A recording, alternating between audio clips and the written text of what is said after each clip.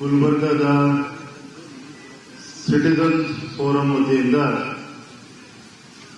One nation one election, ಒಂದು ರಾಷ್ಟ್ರ ಒಂದು ಚುನಾವಣೆ, ಈ ಒಂದು ವಿಚಾರ ಸಂಕಿರಣದ ವೇದಿಕೆ ಮೇಲೆ ಆಸೀನರಾಗಿರ್ತಕ್ಕಂಥ ಕೇಂದ್ರದ ಗೌರವಾನ್ವಿತ ಸಚಿವರು, ನಮ್ಮೆಲ್ಲರ ಹಿರಿಯರಾಗಿರ್ತಕ್ಕಂಥ ಮಾನ್ಯ ಶ್ರೀ ಪ್ರಹ್ಲಾದ್ ಜೋಶಿಜಿಯವರೇ, ಎಚ್ಕೆಎಸ್ ಸೊಸೈಟಿಯ ಗೌರವಾನ್ವಿತ ಅಧ್ಯಕ್ಷರಾಗಿರ್ತಕ್ಕಂಥ ವಿಧಾನ ಪರಿಷತ್ ಸದಸ್ಯರು ಆಗಿರ್ತಕ್ಕಂಥ ನಮೋಶಿಜಿ ಅವರೇ, ಮಾಜಿ ಸಚಿವರು, ರಾಜ್ಯದ ಭಾರತೀಯ ಜನತಾ ಪಾರ್ಟಿಯ ಉಪಾಧ್ಯಕ್ಷರಾಗಿರ್ತಕ್ಕಂಥ ಮುರುಗೇಶ್ ನಿರಾಣಿ ಅವರೇ, ಮಾಜಿ ಸಂಸದರಾಗಿರ್ತಕ್ಕಂಥ ಉಮೇಶ್ ಜಾಧವ್ ಅವರೇ, ಹಿರಿಯರಾಗಿರ್ತಕ್ಕಂಥ ಶರಣಬಸಪ್ಪ ಪಪ್ಪ ಅವರೇ, ಬಾರ್ ಅಸೋಸಿಯೇಷನ್ ಅಧ್ಯಕ್ಷರಾಗಿರ್ತಕ್ಕಂಥ ಎಸ್ ವಿ ಪ್ರಸಾದ್ ಅವರೇ, ಸಂತೋಷ್ ಅವರೇ, ಪ್ರತಿಮಾ ಸುಭಾಷ್ ಅವರೇ, ವೇದಿಕೆ ಮುಂಭಾಗದಲ್ಲಿ ಆಸೀನರಾಗಿರ್ತಕ್ಕಂಥ ಗೌರವಾನ್ವಿತ ಎಲ್ಲ ಶಾಸಕರೇ, ಮಾಜಿ ಶಾಸಕರು, ವಿಧಾನ ಪರಿಷತ್ ಸದಸ್ಯರು, ಪಕ್ಷದ ಎಲ್ಲ ಮುಖಂಡರು, ವಿವಿಧ ಕ್ಷೇತ್ರಗಳಿಂದ ಆಗಮಿಸಿರ್ತಕ್ಕಂಥ ಎಲ್ಲ ಗಣ್ಯಮಾನ್ಯರೇ,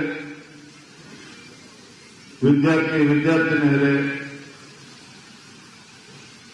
ಬೋಧಕ ವರ್ಗದವರೇ, ಪತ್ರಿಕಾ ಹಾಗೂ ಮಾಧ್ಯಮದ ಸ್ನೇಹಿತರೆ, ಬಂಧುಗಳೇ, ಒಂದು ವಿಶೇಷವಾಗಿರ್ತಕ್ಕಂಥ ಕಾರ್ಯಕ್ರಮ, ಒಂದು ದೇಶ ಒಂದು ಚುನಾವಣೆ, ಒನ್ ನೇಷನ್ ಒನ್ ಎಲೆಕ್ಷನ್.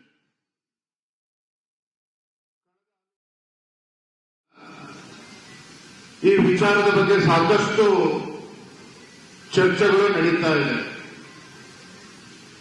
ನಿಜವಾಗ್ಲೂ ಕೂಡ ಅವಶ್ಯಕತೆ ಇದೆಯಾ ಈ ದೇಶದಲ್ಲಿ ಒಂದು ದೇಶ ಒಂದು ಚುನಾವಣೆ ಅವಶ್ಯಕತೆ ಇದೆಯಾ ಅಂತ ಸಾಕಷ್ಟು ಚರ್ಚೆಗಳು ನಡೆದಿದ್ದಾರೆ.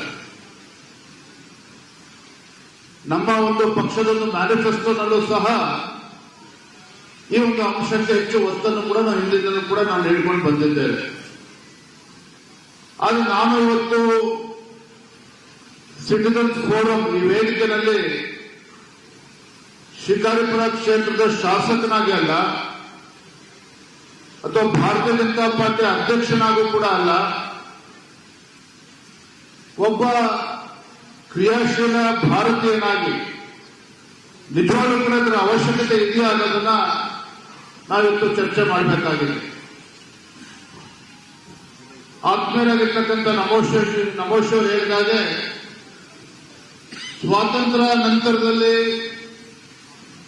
1952ರಲ್ಲಿ, 1957ರಲ್ಲಿ, ತದನಂತರದಲ್ಲಿ 1962ರಲ್ಲೂ ಸಹ ಅವ್ರ ಕಂಟ್ರಿ ಹ್ಯಾಡ್ ಸೈಮಲ್ಟೇನಿಯಸ್ ಎಲೆಕ್ಷನ್ಸ್, ಅಂದ್ರೆ ಲೋಕಸಭೆ ಮತ್ತು ವಿಧಾನಸಭೆ ಚುನಾವಣೆ ಒಟ್ಟೊಟ್ಟಿಗೆ ನಡ್ಕೊಂಡು ಬಂದಿರ್ತಕ್ಕಂಥದ್ದು. ಆದರೆ ತದನಂತರದಲ್ಲಿ ಕಾರಣಾಂತರಗಳಿಂದ ಉಪಚುನಾವಣೆಗಳು ಬೇರೆ ಬೇರೆ ರಾಜ್ಯದಲ್ಲಿ ನಡೆದಂತಹ ಸಂದರ್ಭದಲ್ಲಿ ಆ ಪ್ರಕ್ರಿಯೆ ಹಾಗೆ ಮುಂದುವರಿಸೋದಕ್ಕೆ ಸಾಧ್ಯ ಆಗಲಿಲ್ಲ. ಹಾಗಾಗಿ ಇದರ ಪರಿಣಾಮಗಳೇನು? 62ರ ನಂತರ ಸಾಕಷ್ಟು 40 ವರ್ಷಗಳ ಕಾಲ ಸಾಕಷ್ಟು ಚರ್ಚೆ ಆಯಿತು. ಲಾ ಕಮಿಷನ್ ಇರ್ಬೋದು, ಪಾರ್ಲಿಮೆಂಟ್ ಅಲ್ಲಿ ಇರ್ಬೋದು, ಬೇರೆ ಬೇರೆ ವೇದಿಕೆಗಳಲ್ಲಿ ಇಲ್ಲ, ದೇಶದ ಭವಿಷ್ಯದ ದೃಷ್ಟಿಯಿಂದ ಒಂದು ದೇಶ ಒಂದು ಚುನಾವಣೆ ಬಹಳ ಅತ್ಯಗತ್ಯ ಇದೆ, ಆಗಲೇಬೇಕು ಅನ್ನೋ ವಿಚಾರ ಹಲವಾರು ವೇದಿಕೆಗಳಲ್ಲಿ ಚರ್ಚೆ ಆದರೂ ಸಹ ಇದನ್ನ ಮಾಡೋದಕ್ಕೆ ಸಾಧ್ಯ ಆಗಲಿಲ್ಲ. ಯಾತಕ್ಕೋಸ್ಕರ ಒನ್ ನೇಷನ್ ಒನ್ ಎಲೆಕ್ಷನ್? ನಮೋಶ್ ಹೇಳಿದಾಗ ಆ ಕಾಲದಲ್ಲಿ 50-60 ಸಾವಿರ ಕೋಟಿ ಖರ್ಚಾಗ್ತಾ ಇತ್ತು. ಈಗ 1,30,40,000 ಒಂದು ಹಚ್ಚಕ್ಕೂ 1 ಲಕ್ಷ ಕೋಟಿ ಖರ್ಚಾಗ್ತದೆ. ಸೊ ಹಾಗಾಗಿ ಹಣಕಾಸು ವಿಚಾರ ಒಂದೇನಾ? Can financial aspect alone be the basis for one nation one election? ಅದು ಒಂದೇ ಮಾನದಂಡ ಅಲ್ಲ. ಇವತ್ತು ನಿಜವಾಗ್ಲೂ ಕೂಡ ನಮ್ಮ ಈ ದೇಶದ ಪ್ರಧಾನಮಂತ್ರಿ ನರೇಂದ್ರ ಮೋದಿಜಿಯವರು ಇವತ್ತು ಭಾರತ 2047ನೇ ಇಸ್ವಿಗೆ ಒಂದು ವಿಕಸಿತ ಭಾರತಕ್ಕೆ ಪರಿವರ್ತನೆ ಆಗಬೇಕು ಅಂತ ಹೇಳಿದ್ರೆ ಎಲ್ಲಾ ವಿಚಾರದಲ್ಲೂ ಕೂಡ ಬಹಳ ಗಮನ ಹರಿಸತಕ್ಕಂಥ ಅವಶ್ಯಕತೆ ಇದೆ. ಇವತ್ತು ಆ ದೃಷ್ಟಿಯಲ್ಲಿ ದೃಷ್ಟಿಯಿಂದ ಇವತ್ತು ಒನ್ ನೇಷನ್ ಒನ್ ಎಲೆಕ್ಷನ್ ಕೂಡ ಅದು ಒಂದು ಭಾಗ. ಹೇಳಿದಾಗ ಇವತ್ತು ಲಕ್ಷಾಂತರ ಕೋಟಿ ರೂಪಾಯಿ ಖರ್ಚಾಗ್ತದೆ. ಇವತ್ತು ದೇಶ ಅಭಿವೃದ್ಧಿ ಆಗಬೇಕು ಅಂತ ಹೇಳಿದ್ರೆ there cannot be administration paralysis. ನಿರಂತರವಾಗಿ ಚುನಾವಣೆಗಳು ನಡೀತಾ ಇರಬೇಕಾದ್ರೆ, ಈಗ ನಮ್ಮ ರಾಜ್ಯದ ಬಗ್ಗೆ ಮಾತಾಡೋದಾದ್ರೆ ವಿಧಾನಸಭೆ ಚುನಾವಣೆ ನಡೀತದೆ, ಕೋಡ್ ಆಫ್ ಕಂಡಕ್ಟ್ ಬರ್ತದೆ, 3-4 ತಿಂಗಳು ಅದರಲ್ಲೇ ಕಳೆದೋಗ್ತದೆ. ಅದಾದ್ಮೇಲೆ ಲೋಕಲ್ ಬಾಡಿ ಎಲೆಕ್ಷನ್ ಬರ್ತದೆ, ಅದಾದ್ಮೇಲೆ ಪಾರ್ಲಿಮೆಂಟ್ ಎಲೆಕ್ಷನ್ ಬರ್ತದೆ, ಆಮೇಲೆ ಮತ್ತೊಂದು ಚುನಾವಣೆ. ಈ ರೀತಿ ವರ್ಷ ಪೂರ್ತಿ 5 ವರ್ಷಗಳ ಕಾಲ ಈ ರೀತಿ ಚುನಾವಣೆಗಳು ನಡೆದಾಗ ಬಹುತೇಕ 1.5-2 ವರ್ಷಗಳ ಕಾಲ ಕೋಡ್ ಆಫ್ ಕಂಡಕ್ಟ್ ಎಲ್ಲ ಹೋಗ್ತದೆ. ಯಾವುದೇ ಅಭಿವೃದ್ಧಿ ಕೆಲಸ ಕಾರ್ಯಗಳು ಆಗೋದಕ್ಕೆ ಸಾಧ್ಯ ಇಲ್ಲ. ಹಾಗಾಗಿ ಎಲ್ಲೋ ಒಂದ್ ಕಡೆ ರಾಜ್ಯದ ಅಭಿವೃದ್ಧಿಗೂ ಕೂಡ ಮಾರಕ ಆಗ್ತದೆ, ದೇಶದ ಅಭಿವೃದ್ಧಿಗೂ ಕೂಡ ಮಾರಕ ಆಗ್ತದೆ. ಈ ರೀತಿ ಅನೇಕ ವಿಚಾರಗಳನ್ನು ಇಟ್ಕೊಂಡು ಈ ದೇಶದ ಹೆಮ್ಮೆಯ ಪ್ರಧಾನಮಂತ್ರಿ ನರೇಂದ್ರ ಮೋದಿಜಿಯವರು ಇದ್ರ ಬಗ್ಗೆ ಸಾಕಷ್ಟು ಚರ್ಚೆಗಳನ್ನು ಕೂಡ ಮಾಡಿ ವರದಿಗಳನ್ನು ಕೂಡ ತೆಗೆದುಕೊಂಡು ಹಿಂದಿನ ರಾಷ್ಟ್ರಪತಿಗಳಾಗಿದ್ದಂತ ಕೋವಿಂದ್ ಅವರ ನೇತೃತ್ವದಲ್ಲಿ ಒಂದು ಕಮಿಟಿನೂ ಕೂಡ ಮಾಡಿ ವಿಚಾರ ಚಿಂತನೆ ಮಂಥನ ಎಲ್ಲವನ್ನೂ ಮಾಡಿ ಒಂದು ತಾರ್ಕಿಕ ಹಂತಕ್ಕೆ ತೆಗೆದುಕೊಂಡು ಹೋಗಬೇಕು ಅಂದ್ರೆ ಈ ಹಂತಕ್ಕೆ ಬಂದು ತಲುಪಿದೆ. ಇನ್ನೂ ಹಲವಾರು ವಿಚಾರಗಳನ್ನ ನಮ್ಮ ಕೇಂದ್ರದ ಗೌರವಾನ್ವಿತ ಸಚಿವರು ಪ್ರಹ್ಲಾದ್ ಜೋಶಿ ಅವರು ತಿಳಿಸುತ್ತಿದ್ದಾರೆ. ಅದು ಇಷ್ಟೊಂದು ಸತ್ಯ. ಇವತ್ತು ಒಂದು ದೇಶ ಒಂದು ಚುನಾವಣೆ ಆಗೋದು ರಾಜಕೀಯ ಪ್ರೇರಿತವಾಗಲ್ಲ. ಭಾರತ ದೇಶದ ಒಂದು ಅಭಿವೃದ್ಧಿಯ ದೃಷ್ಟಿಯಿಂದ ಈ ಎಲ್ಲ ವಿಚಾರಗಳನ್ನ ಚಿಂತನೆ ಮಾಡಿ ಈ ದೇಶದ ಪ್ರಧಾನಮಂತ್ರಿ ನರೇಂದ್ರ ಮೋದಿಜಿಯವರು ಇದನ್ನ ಮುಂದಿನ ದಿನಗಳ ಅನುಷ್ಠಾನ ಮಾಡಬೇಕು ಅಂತೇಳಿ ಒಂದು ಚರ್ಚೆ ಇವತ್ತು ನಡೀತಾ ಇರ್ತಕ್ಕಂಥದ್ದು. ಆ ನಿಟ್ಟಿನಲ್ಲಿ ದೇಶದ ಪ್ರತಿಯೊಬ್ಬರನ್ನು ಕೂಡ ವಿಶ್ವಾಸಕ್ಕೆ ತೆಗೆದುಕೊಳ್ಳಬೇಕು, ಒಂದು ಅವೇರ್ನೆಸ್ ಅನ್ನ ಕ್ರಿಯೇಟ್ ಮಾಡಬೇಕು ಅಂತೇಳಿ ಇವತ್ತು ಕೂಡ ಗುಲ್ಬರ್ಗದಲ್ಲಿ ಒಂದು ಸಿಟಿಜನ್ಸ್ ಫೋರಂ ಇಂದ ಈ ಒಂದು ವಿಚಾರ ಸಂಕಿರಣವನ್ನು ಕೂಡ ಆಯೋಜನೆ ಮಾಡಲಾಗಿದೆ. ಬಂಧುಗಳೇ, ಮತ್ತೊಂದು ಸಂತೋಷ ತರುವಂತ ವಿಚಾರ ಅಂತ ಹೇಳಿದ್ರೆ ದೇಶದ ಹೆಮ್ಮೆಯ ಪ್ರಧಾನಮಂತ್ರಿ ನರೇಂದ್ರ ಮೋದಿಜಿಯವರು ಕೇಂದ್ರದಲ್ಲಿ ಅಧಿಕಾರವನ್ನು ವಹಿಸಿಕೊಂಡು ಸುಮಾರು 11 ವರ್ಷಗಳು ಇವತ್ತು ಕಳೆದಿದೆ. ಅಂದ್ರೆ ಸ್ವಾತಂತ್ರ್ಯ ಬಂದ ನಂತರದಲ್ಲಿ ಒಂದು ಕಾಂಗ್ರೆಸ್ಸೇತರ ಸರ್ಕಾರ ನಿರಂತರವಾಗಿ 3ನೇ ಬಾರಿಗೆ ಅಂದ್ರೆ 2014 ಮೊದಲ ಬಾರಿಗೆ ದೇಶದಲ್ಲಿ ಅಂದ್ರೆ ನರೇಂದ್ರ ಮೋದಿಜಿಯವರ ನೇತೃತ್ವದಲ್ಲಿ ಒಂದು ಕೇಂದ್ರದಲ್ಲಿ ನಮ್ಮ ಸರ್ಕಾರ ಬಂತು. 2019ರಲ್ಲೂ ಕೂಡ ನಮ್ಮ ಸರ್ಕಾರ ಬಂದಿದೆ. ಈಗ 3ನೇ ಬಾರಿಗೂ ಕೂಡ ಕೇಂದ್ರದಲ್ಲಿ ನರೇಂದ್ರ ಮೋದಿಜಿ ನೇತೃತ್ವದ ಕೇಂದ್ರದಲ್ಲಿ ನಮ್ಮ ಸರ್ಕಾರ ಆಡಳಿತ ನಡೆಸ್ತಾ ಇದೆ. ಯಾಕೆ ಇವತ್ತು ಇದು ಬಹಳ ಪ್ರಮುಖವಾಗಿರ್ತಕ್ಕಂಥ ಅಂಶ ಅಂತ ಹೇಳಿದ್ರೆ, ದೊಡ್ಡ ಸಂಖ್ಯೆಯಲ್ಲಿ ನಮ್ಮ ವಿದ್ಯಾರ್ಥಿನಿಯರಿದ್ದಾರೆ, ಪ್ರಜ್ಞಾವಂತರು ಕೂಡ ಇದ್ದಾರೆ. ಇವತ್ತು ನಾನು ಅಭಿವೃದ್ಧಿ ಬಗ್ಗೆ ಮಾತನಾಡೋದಕ್ಕೆ ಹೋಗೋದಿಲ್ಲ. ಆದ್ರೆ ಯಾವುದೇ ದೇಶ ಇವತ್ತು ಸಂಪೂರ್ಣ ಎಲ್ಲಾ ರಂಗದಲ್ಲೂ ಕೂಡ ಅಭಿವೃದ್ಧಿನ ಕಾಣಬೇಕು ಅಂತ ಹೇಳಿದ್ರೆ ಬಹಳ ಪ್ರಮುಖವಾಗಿರ್ತಕ್ಕಂಥ ಅಂಶ ಅಂತ ಹೇಳಿದ್ರೆ ಒಂದು ದಿಟ್ಟ ನಾಯಕತ್ವ ಬಹಳ ಅತ್ಯಗತ್ಯ. ಒಂದು ದಿಟ್ಟ ನಾಯಕತ್ವ, ಒಂದು ನಿರ್ದಿಷ್ಟ ನಾಯಕತ್ವ ಇದ್ದಾಗ ಮಾತ್ರ ಇವತ್ತು ಯಾವುದೇ ಒಂದು ದೇಶ ಅಭಿವೃದ್ಧಿ ಕಾಣೋದಕ್ಕೆ ಸಾಧ್ಯ ಆಗ್ತದೆ. ಇವತ್ತು ಜಗತ್ತಿನ ಪರಿಸ್ಥಿತಿಯನ್ನು ನೀವು ಅವಲೋಕನ ಮಾಡೋದಾದ್ರೆ ಈ look at the Jio politics, ಯಾವ ರೀತಿ ರಷ್ಯಾ ಮತ್ತು ಯುಕ್ರೇನ್ ಮಧ್ಯೆ ಕಳೆದ 2 ವರ್ಷಗಳ ಒಂದು ಯುದ್ಧ ನಿರಂತರವಾಗಿ ನಡ್ಕೊಂಡು ಬರ್ತಾ ಇದೆ. ಆ ಯುದ್ಧದ ಪರಿಣಾಮ ಯಾವ ರೀತಿ ರಷ್ಯಾ ಮೇಲೂ ಕೂಡ ಆಗಿದೆ, ಆ ಯುದ್ಧದ ದುಷ್ಪರಿಣಾಮ ಯಾವ ರೀತಿ ಯುಕ್ರೇನ್ ಮೇಲೂ ಕೂಡ ಆಗಿದೆ ನೀವು ನೋಡ್ತಾ ಇದ್ದೀವಿ. ಅದೇ ರೀತಿ ಈಗ ಇಸ್ರೇಲ್ ಮತ್ತು ಇರಾನ್ ಮಧ್ಯೆ ಯುದ್ಧ ಪ್ರಾರಂಭ ಆಗ್ತಕ್ಕಂಥ ಸಂದರ್ಭ ನಾವೆಲ್ಲೂ ಕೂಡ ಇದ್ದೇವೆ. ಅಂದ್ರೆ ಎಲ್ಲ ಕಡೆ ಇಡೀ ಜಗತ್ತಿನಲ್ಲಿ ಸ್ಪಷ್ಟತೆ ಇಲ್ಲ, ಯುದ್ಧದ ಒಂದು ವಾತಾವರಣ ನಿರ್ಮಾಣ ಆಗ್ತಾ ಇದೆ. ಇದರ ನಡುವೆ ಯಾವುದೊಂದು ದೇಶವನ್ನ ಲೀಡ್ ಮಾಡಬೇಕು ಅಂತ ಹೇಳಿದ್ರೆ, ದೇಶವನ್ನ ಮುನ್ನಡೆಸಬೇಕು ಅಂತ ಹೇಳಿದ್ರೆ ಒಂದು ಗಟ್ಟಿಯಾಗಿರ್ತಕ್ಕಂಥ ನಾಯಕತ್ವ ಕೂಡ ಅಷ್ಟೇ ಮುಖ್ಯ. ನಿಜವಾಗ್ಲೂ ಕೂಡ ನಮ್ಗೆ ಹೆಮ್ಮೆ ಇದೆ. ಇವತ್ತು ಭಾರತ 2014 ನರೇಂದ್ರ ಮೋದಿಜಿಯವರು ಪ್ರಧಾನಮಂತ್ರಿ ಆಗುವ ಮುಂಚಿತವಾಗಿ ಭಾರತ ಜಗತ್ತಿನ 11ನೇ ಒಂದು ಆರ್ಥಿಕ ಶಕ್ತಿಯಾಗಿತ್ತು. ಆದ್ರೆ ನಮ್ಮ ಪ್ರಧಾನಮಂತ್ರಿ ನರೇಂದ್ರ ಮೋದಿಜಿಯವರು ಅಧಿಕಾರವನ್ನು ವಹಿಸಿಕೊಂಡ ನಂತರದಲ್ಲಿ ಕಳೆದ 11 ವರ್ಷದಲ್ಲಿ ಏನು ಸರ್ವರಿಗೂ ಸಮಪಾಲು ಎಲ್ಲ ಸಮಾಜ ಎಲ್ಲ ವರ್ಗಗಳನ್ನ ಜೊತೆಗೆ ತೆಗೆದುಕೊಂಡು ಇನ್ಕ್ಲೂಸಿವ್ ಪೊಲಿಟಿಕ್ಸ್ ಇವತ್ತು ದೇಶದ ಅಭಿವೃದ್ಧಿ ಮತ್ತು ಎಲ್ಲರನ್ನೂ ಕೂಡ ಒಗ್ಗೂಡಿಸಿಕೊಂಡು ದೇಶದ ಅಭಿವೃದ್ಧಿಯನ್ನು ಇವತ್ತು ನರೇಂದ್ರ ಮೋದಿಜಿಯವರು ಮಾಡ್ತಾ ಇರ್ತಕ್ಕಂಥ ಪರಿಣಾಮ ಇವತ್ತು ಭಾರತ ಕಳೆದ 11 ವರ್ಷದ ಮೋದಿಯವರ ಆಡಳಿತ ಅವಧಿಯ ಪರಿಣಾಮವಾಗಿ India has become a 4th largest economy in the world.